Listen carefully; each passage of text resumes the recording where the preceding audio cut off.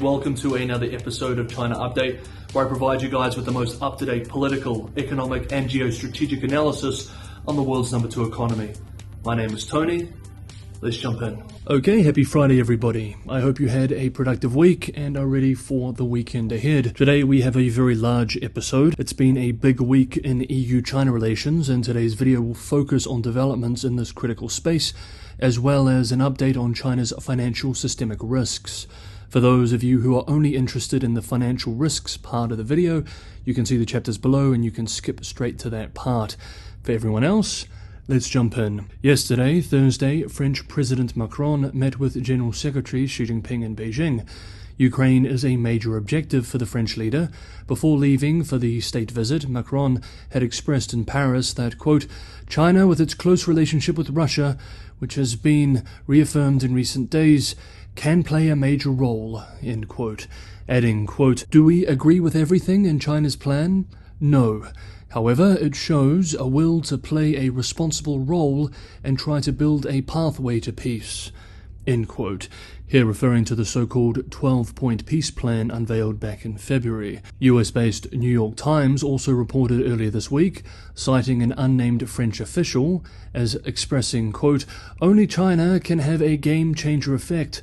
We know there will be no Chinese condemnation of Russia, but the president has worked enormously to see how, with China, we can be useful to the benefit of Ukrainians, end quote. Regular viewers know that Macron has his work cut out for him. In his recent trip to meet Putin in Moscow, Xi Jinping made it clear by what he said, and equally importantly by what he didn't say, that Putin's Russia has the backing of Xi's China. Indeed, one prominent commentator on the eve of the visit this week expressed concern that some of the reporting ahead of the trip made it sound like Macron and his team, quote, may have the kind of combination of arrogance and naivete that could make them easy prey for their PRC interlocutors, end quote. Upon arriving in Beijing, Macron turned on his famous French diplomacy, telling reporters at the French embassy, quote, we hear increasingly loud voices expressing a strong concern about the future of relations between the West and China, that in some form lead to the conclusion that there is an inescapable spiral of mounting tensions. I do not believe, in any case, I do not want to believe in this scenario, end quote. Then came the meeting with Xi, and based on initial public statements, Macron may have been disappointed. Quote, Xi did not make any public shifts in the PRC's position on the Ukraine war, so it looks like Macron's charm was not effective. Among the key themes in his meeting with Macron and President Ursula von der Leyen were autonomy for Europe, supply chain security, no decoupling, a multipolar world, and a China-Europe relationship that is not tangled and subjugated to or controlled by any third party. It is hard to see how these visits are going to improve EU-PRC relations, but Airbus did sell some more planes in France, and the PRC signed several cooperation agreements. According to Politico, a verbose Macron may have annoyed Xi at their joint press conference. Xi himself at times looked impatient and annoyed as Macron continued speaking.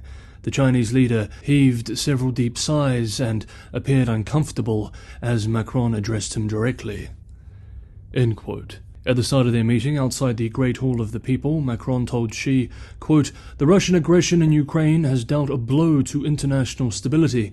I know I can count on you to bring back Russia to reason and everyone back to the negotiating table, end quote. However, a few moments after this statement, Xi responded with his long-standing line on Russia's invasion, expressing, quote, all sides have responsible security concerns, end quote, and only committing that, quote, China is willing to jointly appeal with France to the international community to remain rational and calm, end quote. With protests over his pension reforms continuing at home, Macron will likely be seeking some sort of political win. even if it's just a small one. Perhaps a personal pledge from Xi not to arm Russia, or some sort of statement, or perhaps brokering a virtual talk with Ukraine's Zelensky. We remember Xi has yet to speak to the Ukrainian president. Meanwhile, PRC Foreign Minister Qin Gang met with French Foreign Minister Colonna in Beijing. Once again, the Chinese side pushed the theme that Europe should not follow the Americans, ignoring the fact that Ukraine is more of a European crisis than an American one. State media echoed the theme, however. Quote, "The Chinese people have always appreciated the strategic autonomy and independent diplomatic spirit demonstrated by France in the changing international landscape." Former French President Charles de Gaulle, who visited Mao during a state visit, adhered to pursuing an independent foreign policy to safeguard France's national sovereignty and independence. Today, we can also see this in President Macron. End quote. We should expect Beijing to continue beating this drum in the hopes that it will resonate with some in domestic European politics. As we have seen for some time, however, while Beijing backs Putin, it still does not wish to alienate Europe, and as such continues to try walking a precarious diplomatic tightrope. This less than graceful diplomatic jugglery, if I may mix metaphors, was on display in an interview this week with China's ambassador to the EU, Fu Cong. During the conversation, Fu expressed that China is not on Russia's side in the war in Ukraine, and that the reason there has not been a call between Xi and Zelensky, despite multiple virtual and in-person meetings between him and Putin, is because, quote, "President Xi is very busy," end quote, and that people are, quote, "too fixated on the presidential call," end quote. Ambassador Fu also sought to play down the Russo-China statement from last year about a so-called no-limit bilateral relationship, expressing, quote, "No limit is nothing but rhetoric," end quote. A curious debasing of the value of words, a diplomat's only currency. Next up, part 2 on EU-China and China's financial crisis fears. Hey guys, hope you're enjoying the Friday and today's episode. If you are, don't forget to hit that like button, it's a huge help. Sharing and subscribing is also a big help to keep the channel going. It is just me making these videos every day, and it is a lot of work, so the support is very much appreciated. And for anyone who can help me keep the channel financially sustainable, the channel does not rely on corporate sponsorship, but subscribers like yourself. Patreon and Buy Me a Coffee links are in the description below. As always, thank you so much, everybody, for the ongoing support. Okay, now let's break up our EU-China coverage with some content on the economy. On Wednesday of this week, we did a deep dive into China's systemic financial challenges. The key ideas were unpacked in that video, and for anyone who is interested in this specific topic, I would highly recommend watching that video. Today's coverage will act as supplementary commentary to that unpacking on Wednesday.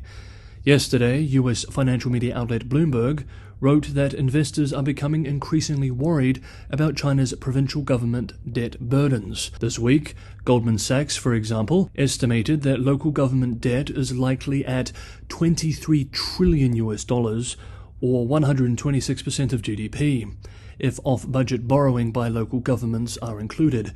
As we discussed on Wednesday, S&P analysts agree that this is probably accurate. Beijing officials themselves are equally concerned.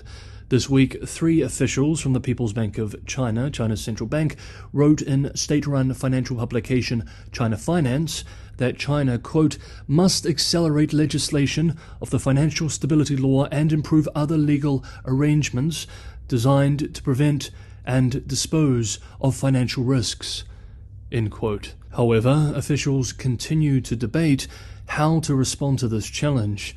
Former Finance Minister Lou Jiwei argues that a property tax should be used to raise revenues, writing in March, quote, "A property tax is the most suitable to be a local tax. The trial should be conducted as soon as possible after economic growth normalizes," end quote. This would be deeply unpopular and risks alienating the party from its most important bloc of supporters, the urban property-owning middle class. Such a move also risks further hitting household demand for housing at a sensitive time for the industry. A nationwide property tax has been floated for over a decade now, but has always proved to be very difficult to get off the ground. So-called institutional reform has also been floated by some officials, including Leyen, think tank the National Institute for Finance and Development chairman, and former advisor to the People's Bank of China. During the recent China Development Forum, he advocated cutting jobs and selling assets. This is also easier said than done. Asset control gives local officials a lot of power, and local entrenched interests have deep interests in maintaining the comfortable quid pro quo between state-owned enterprises and local government. Also, as we have seen, high youth unemployment is pushing local governments to hire more people, even though they don't have the money to do so. As such, there is little political appetite to cut jobs or privatize businesses, which would likely do the same. Liang understands this concern, but insists that the government should sell assets to repay borrowing. Quote, "The share of government assets in the economy is rising. We will be able to solve the debt problem if we can do some work in swapping the assets for debt." End quote. Several international China financial experts, including, as we have seen, Peking University's Michael Pettis, have also advocated for asset sell-offs as the lesser of evils available to local governments, as it represents a transfer of wealth and power from local governments to households and private businesses, and thus healthier for economic dynamism in the long run, and beneficial to rebalancing the economy generally. Of course, such a move will not be easy, would likely reduce growth to a more sustainable level, could be, in the short term, politically unstable, and may end up being too politically difficult to pull off in some localities. Bloomberg analysts note that another option is greater payments from the central government to at-risk local governments, very much a Peter to Paul solution. This process may already be underway, however. Transfer payments by Beijing to local governments to pay for education, healthcare, and other general spending, the outlet notes, are expected to hit 10 trillion yuan in 2023. That's equivalent to 86% of the income local governments are expected to earn from taxes and fees this year, up from 66% in 2015. Quote, "More transfer payment from central to local, not only the revenue but also funds raised through borrowing, is the only way out in the short term." End quote. The key point in this observation being, in the short term. Okay, let's continue with EU-China. European Commission President Ursula von der Leyen was also visiting Beijing this week. However, the EU leader, who we remember delivered a significant and hawkish speech against China last week, in contrast to Macron, very much received the cold shoulder from Beijing. US media outlet Politico observed that while Macron's schedule was overflowing, von der Leyen's was bare bones. While Macron was attending a lavish state banquet Thursday night with Xi Jinping, von der Leyen was giving a sober press conference at the EU delegation's own headquarters. And, quote, "While state media trumpeted the Sino-French relationship, Chinese social media demonized von der Leyen as an American puppet." End quote. Von der Leyen did meet with Xi, though, in a trilateral exchange with Macron yesterday, on Thursday. The readout of the meeting was very boilerplate. Xi made statements like, "The Chinese people take pride in choosing the right development path for themselves," and "playing up the so-called democracy versus authoritarianism narrative and stoking a new Cold War will only bring division and confrontation to the world." He also expressed that China and the EU should keep their markets open to each other.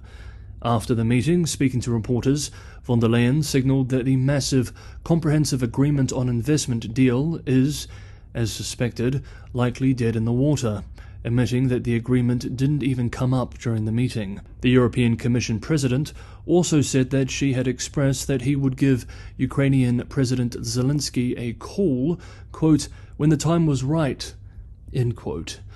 We in the Anglophone world should not fail to follow visits from key European leaders to Beijing. These are events which European policymakers and commentators watch closely and influence public and elite opinion, and by extension European China policy. And despite its issues, The European economy remains about as large as the American.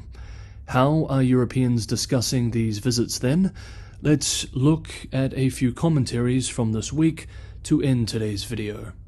Quote, Macron and French foreign policy in general are seen as presenting several key attributes that are of importance to China: relative stability, a natural proclivity towards US skepticism, a large sway over EU reforms, and a presumed greater emphasis on national interests as opposed to ideology relative to other major Western countries. Put differently, France's main appeal to China's international relations experts is its potential role in helping prevent a further Americanization of the EU's China policy and the consolidation of a US-led bloc of countries aimed at stymieing China's economic and geopolitical rise. Strategic autonomy à la Française is what China wants for Europe. End quote. And this observation, quote, the German government is deeply divided on relations with Beijing, has yet to unveil its new China strategy, and is struggling to deliver on its promise to nudge Europe toward a more united stance. France, meanwhile, seems primarily concerned with distancing itself from Washington. End quote. Interestingly, this week, on Wednesday, the Federation of German Industry called for a renegotiation of the frozen EU-China investment deal, which we just mentioned, expressing in a statement, quote, with its stance in Russia's war of aggression against Ukraine, China has lost a lot of trust in Germany and Europe. End quote. For an industry group to make such a statement is quite surprising. What are some in Britain saying? Quote, Beijing's no-limits partnership with Moscow during Russia's war of aggression against Ukraine has hammered home to many Europeans what it means for China to become a systemic rival. Russia has violated Ukraine's sovereignty and territorial integrity with barbaric force. Rather than uphold these fundamental tenets of the global order and the UN charters, China looks like it wants to subordinate them to its own ambitions. The EU needs to redefine the terms of its engagement with China. As von der Leyen put it, China has turned the page on the new era of reform and opening and is moving into a new era of security and control. For the EU, that means treating China, first of all, as a systemic rival and adopting policies to mitigate risks that stem from it. End quote. Now let's end today's episode with one final statement, this one from EU High Representative for Foreign Affairs, Josep Borrell, who is also visiting Beijing next week. As we read, we hear echoes from von der Leyen's recent comments on China. Quote, China has a moral duty to contribute to a fair peace. We have been clear with China that its position on Russia's atrocities and war crimes will determine the quality of our relations with Beijing. End quote. Okay, that is today's episode of China Update. I know it was a long one. Thank you for sticking with me. Have a wonderful day wherever you are, and I will see you all tomorrow.